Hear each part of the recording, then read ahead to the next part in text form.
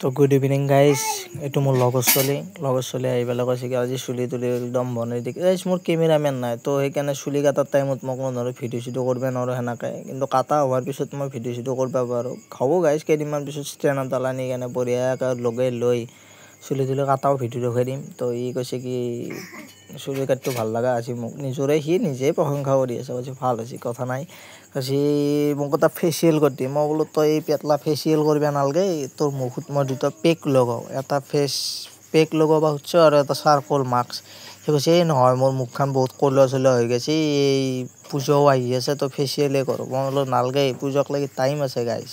তাক মই সেনেকৈ কিবা কিবি চিপ দি কেনে তাক মই বঢ়িয়াকৈ বহি পেলাই মই বোলো ফেচ পেক দুটা লগাই দিওঁ, তো টেনশ্যন ল'ব নালাগে। তো গাইজ তাক ফেচিয়েল পেক চেক লগোৱা এইটো ভিডিঅ'ত নাই, কাৰণ এইটো কালি আহি যাব ভিডিঅ'টো। তো এইখিনিয়ে আছিল আজি, যদি ভাল পালে লাইক কমেণ্ট শ্বেয়াৰখিনি কৰি দিব। তো অন্যতম ভ্লগলৈ ধন্যবাদ।